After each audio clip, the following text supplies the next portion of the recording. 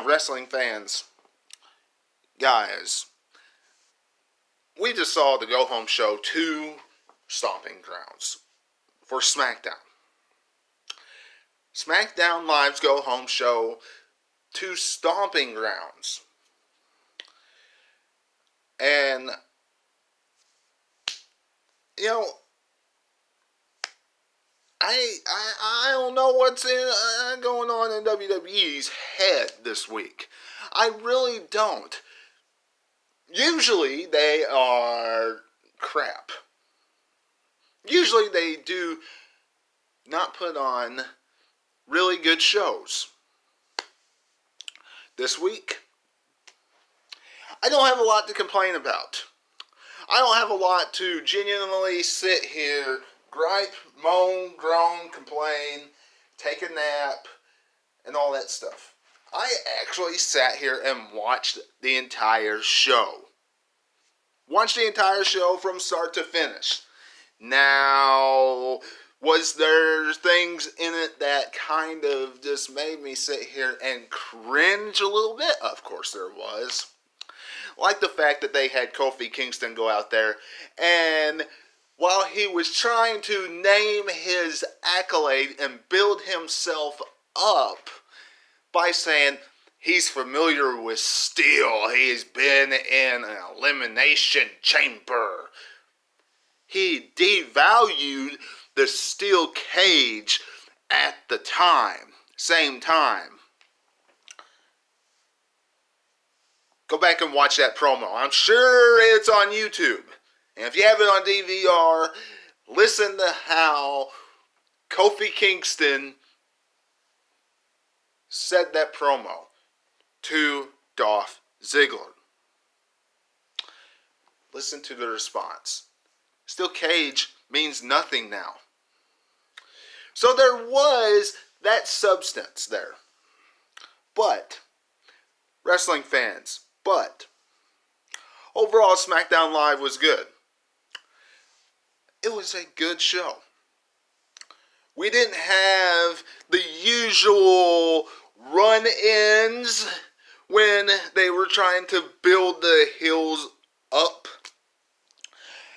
Even though I don't like The Miz getting buried again underneath Shane McMahon's feet, they did a good job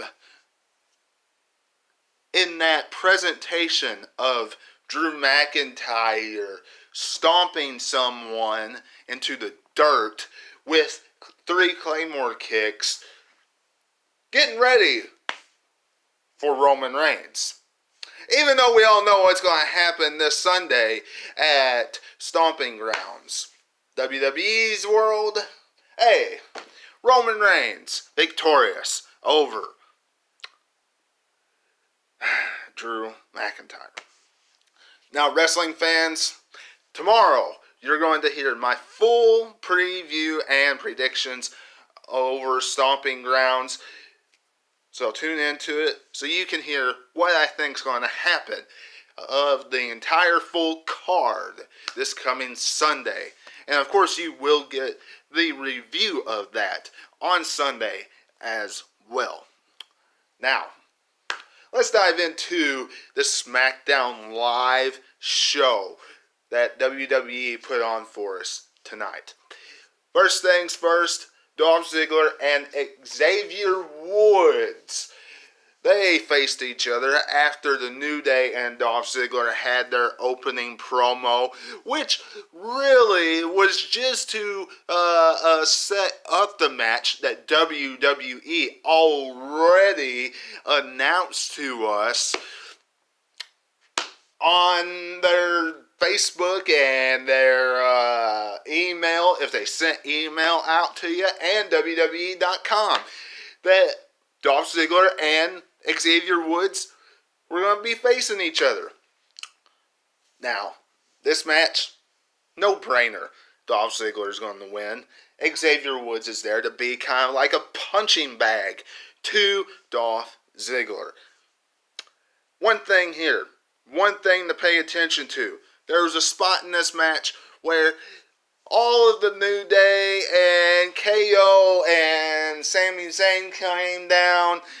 Listen, at first I thought, please do not make this a 6-man tag team matchup. Please. How original, how formulaic, 6-man tag team action. I am so glad they didn't do that. So glad. What they did instead was they sent them all into the back.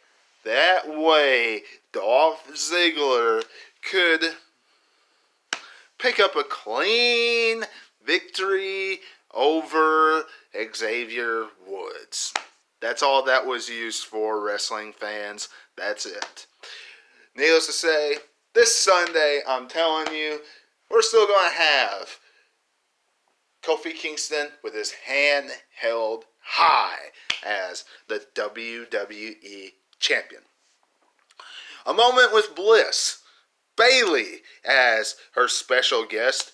And let me tell you, wrestling fans, Bayley as Alexa Bliss's special guest didn't go very far. As a matter of fact, it was just them throwing dirt back and forth, and it really seemed like there was heat with Bayley and Alexa Bliss, because it seemed like there was some real life tension coming out in there with Alexa Bliss saying that she was the one being held down in NXT, and Bayley is just throwing this fakeness to her and all this different types of stuff. Whether that's true or not remains to be seen. I really don't know if all that's true, but I really do like the fact that Bayley brought out kind of what some of the wrestling fans talk about, at least in the community, that Alexa Bliss is nothing more than, a spoiled princess that, gets her way all the time but doesn't deserve it.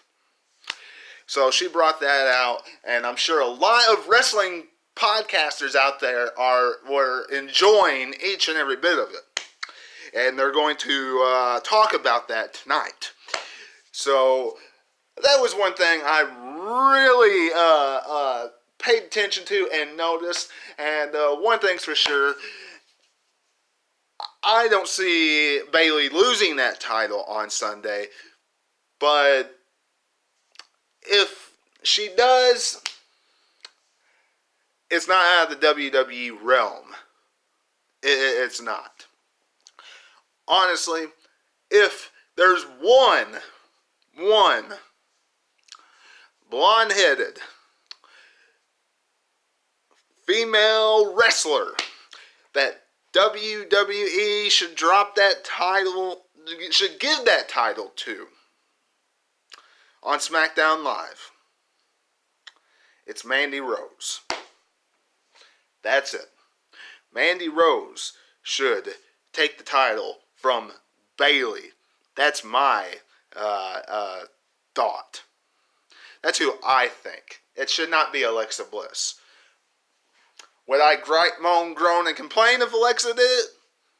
No, but I think it should be Mandy Rose, not Alexa Bliss. Shane McMahon responds to Roman Reigns. Kind of went over this already. Didn't have to listen to Shane talk a whole lot, which I was 100% okay with. I was 100% fine with Shane O'Mac not talking tonight, not running his big fat mouth tonight. Honestly, it's a breath of fresh air.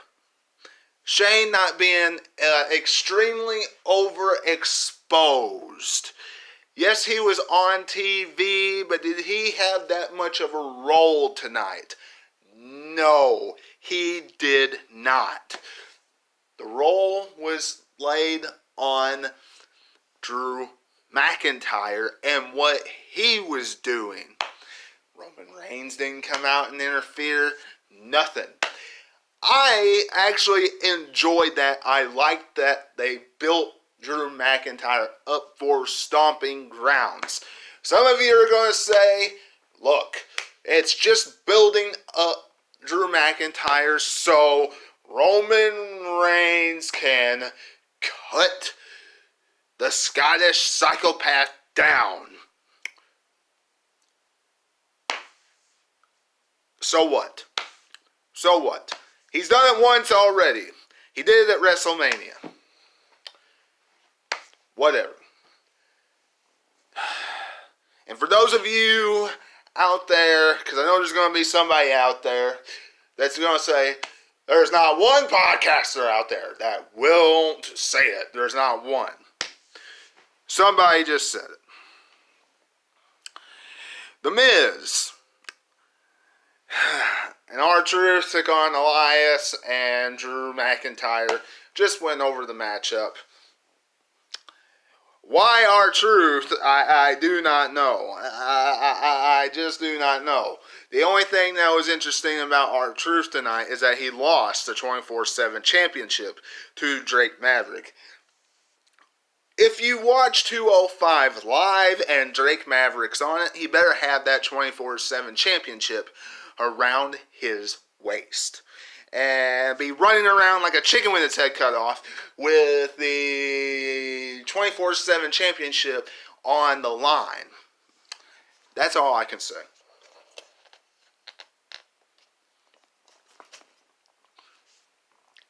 Seth Rollins hitting everybody in sight with a steel chair. Okay. It's a continuance of what we saw last night from Monday Night Raw. Making sure everybody did not get the opportunity to join Baron Corbin. That's it. B team, they were on the list. That's who took the chair shots. And the only thing that's coming to my mind is Brock Lesnar. Seriously. Brock Lesnar. Ruining this entire matchup and cashing in. Once again, you're going to get my preview and predictions of this entire pay-per-view tomorrow right here on the channel. But Brock Lesnar, he's taking out everybody. Kevin Owens and Sami Zayn won't even be the special guest referee.